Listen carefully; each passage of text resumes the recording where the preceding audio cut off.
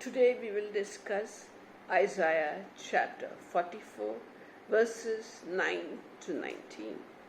So here Isaiah is talking about a man who goes to the forest and cuts down the trunk of a tree. He cuts it into pieces and with his tool he makes a figure resembling a man or a bird or an animal or a fish. And with another portion of the same tree trunk, he cuts it and makes food over it and makes meat over it and makes food for himself. He also warms himself with a part of that trunk. He sets fire and warms himself because it must be the cold season.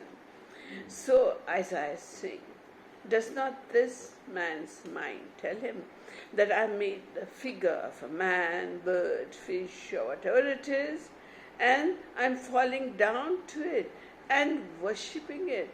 How can this be called a God? How? With one piece he has cooked his food, with another piece of the wood he has warmed himself, and with one piece of the wood he has made an idol. So they are totally blind and in total darkness who think that they can make something called God.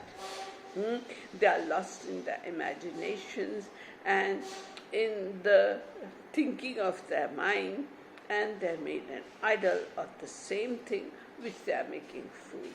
Or a goldsmith or a silversmith, he melts the metal and makes it into an idol and he bows down to it.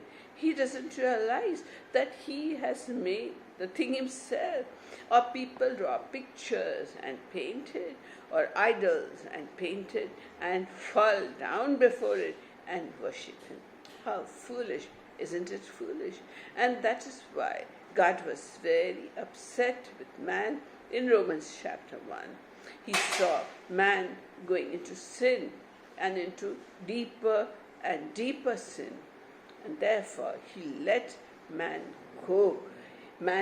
God's Spirit will not strive with man forever and ever. God gives chances to people to turn to him for their eyes to open. But the God of this world, that is Satan, has blinded the eyes and the minds of the people, so seeing they do not understand, and hearing they do not understand. They mutter prayers with meanings they do not understand. They just keep muttering, and these are the magic spells that people in darkness use. They don't understand it, that they are following the Satan, the prince of the power of the air, who's leading them into eternal death and eternal destruction. What a pity.